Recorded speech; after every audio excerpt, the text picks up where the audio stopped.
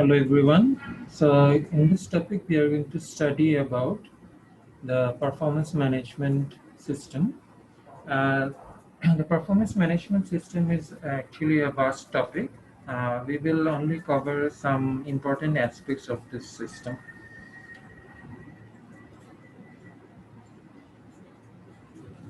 So what do we mean by performance management? Performance management basically means to monitor and to manage the performance of the employees. So, how is performance management linked with the other aspects in the organization? From here, you can see that the organizational strategies that are set, those determine the performance management. That means based on what we want to do in the organization, the employee's performance will be decided. The tasks that the employees need to do, to what level the employees need to do the work, these things will be decided. So based on that, the employee will do the performance, will perform, and then the performance management outcomes will be decided. So based on the performance of the employees, the pay will be set, the incentives will be given, promotions will be decided. So these are all linked with the employee's performance.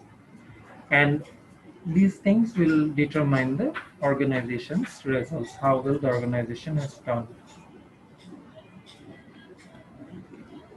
So here you can see a definition of performance management. So these are the series of activities designed to ensure that the organization gets the performance it needs from its employees. So it means that these are the tasks that the organization does in order to ensure that the organization gets its desired results. So a related term is the performance appraisal. That means determining how well the employees have done their job.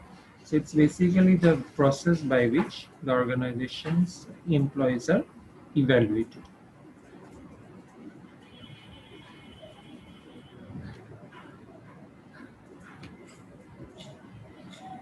So in order to be effective, a good performance management system ensures these things.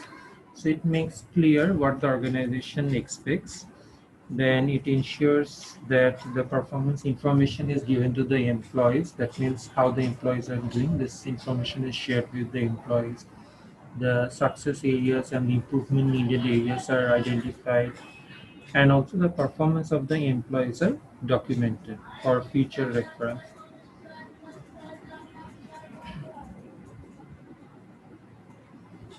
So some differences exist globally in the performance management system. So those companies which are performance focused, we call them performance focused organizational culture. So this means that these companies focus on the performance and they want to ensure that the organization's performance is achieved or the employees show their performance. So as a result, it ensures that the organization's goals are also achieved. These are the components of a performance-focused culture. We have clear expectations of the goals and the objectives, deadlines. Then appraisal is done in a detailed way. Feedback is given to the employees. The managers and the employees are also trained based on their lackings and also consequences for the performances analyzed. So if we want to measure the employee's performance, we need to assign one of the things to the employee's performance and then we can measure it.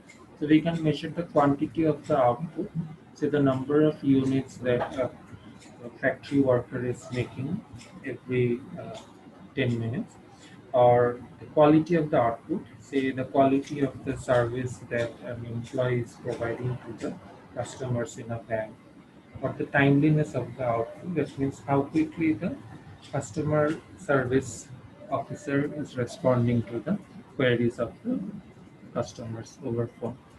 Or it could be the presence at work. That means whether the employees are present at work, how well they are providing their inputs in the work, in the organization's success.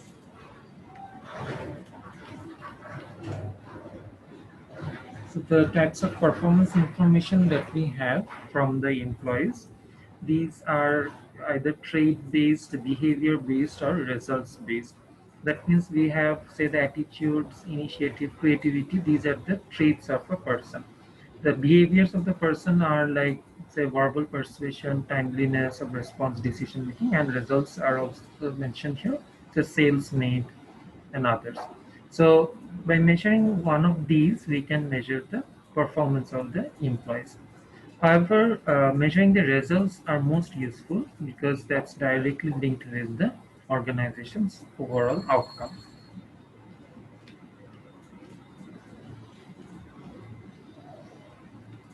So the performance criteria that we use, it must be relevant for the organization.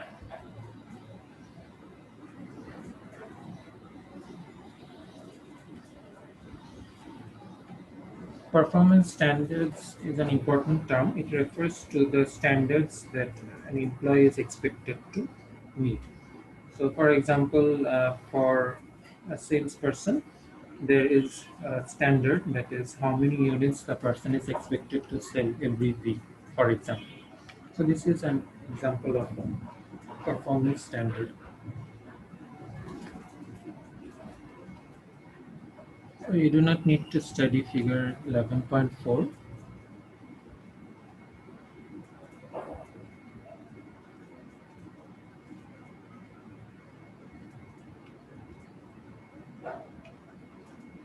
Then the next section talks about performance appraisals.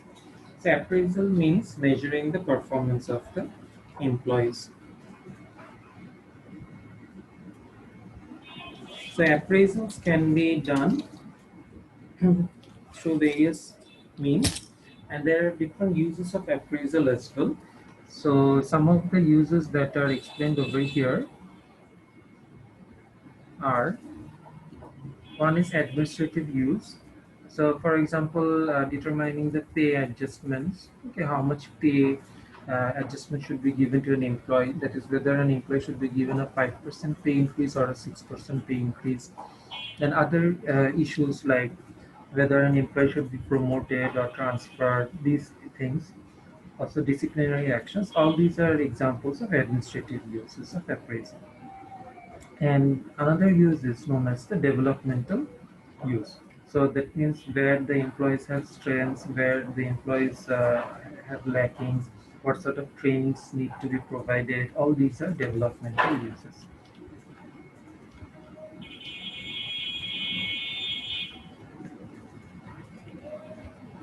So the appraisal responsibility lies with the managers as well as the HR department.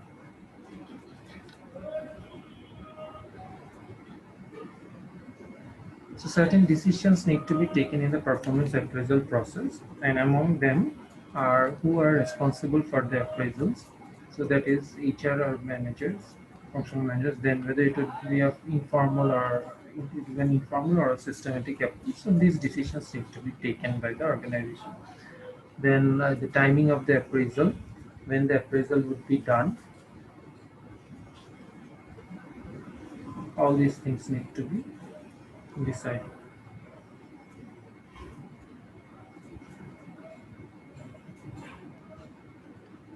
So there are some legal concerns as well in the appraisal process.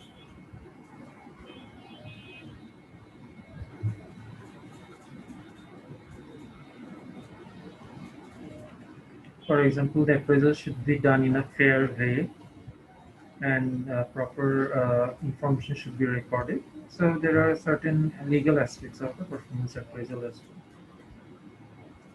These are mentioned over here. You can have a look at this for your knowledge only.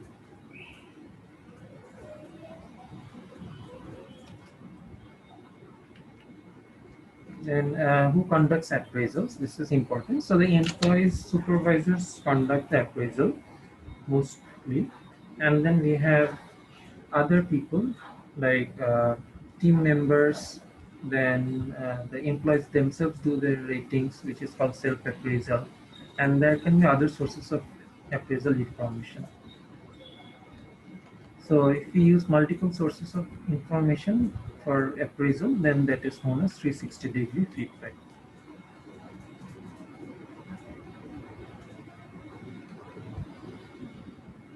So this is a traditional performance appraisal process. The HR department designs the appraisal process. Then they notify the supervisors, the managers. Then the supervisors give the appraisal ratings to the employees. And if the employees have any feedback, then they give that to the supervisors. So the different sources of appraisals are recorded over here. Appraisal ratings. So this is called a multi-source appraisal. So managers, customers, co-workers, different people can do the appraisal ratings of the employees. So that is why it is called a 360-degree feedback. So the next section, that is tools for appraising performance. This section talks about how do we appraise the employees, what are the different sources of appraisal information, different tools we use for appraisal. So just to give you an idea, there are different scales that are used for recording the performance of the employees, and these scales are discussed over here. So we are not going into the details of this. So you just need to have an idea that there are different scales. So tools for appraising performance is actually not in the syllabus.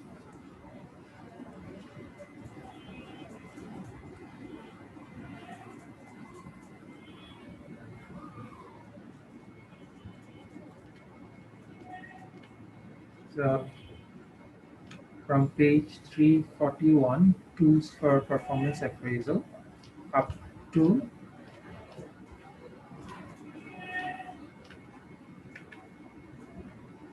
page 348, we are not keeping in the syllabus. So next we have training of managers and employees. So both the employees and the managers need to have some training about the appraisal process, because it's a crucial process, part of the organization. So if anything goes wrong, then that can have consequences. For example, it might affect the employees' job satisfaction, and the employees might leave the company because of this as well.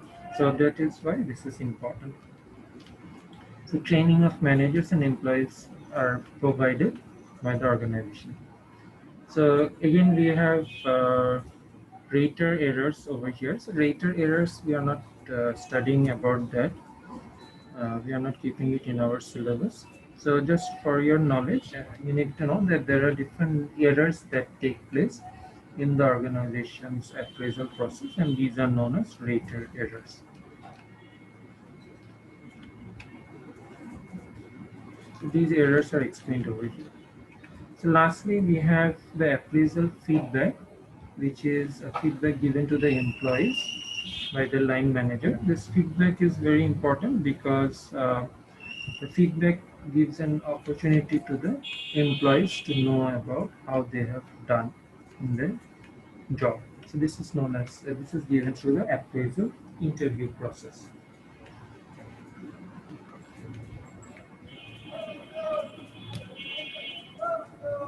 So that is the appraisal interview. Appraisal interviews are discussions between the employees and the supervisors,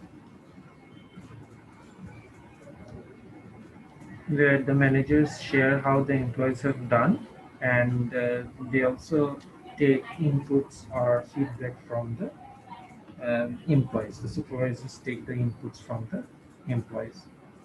So that's it in this topic. So I'm ending the lecture over here.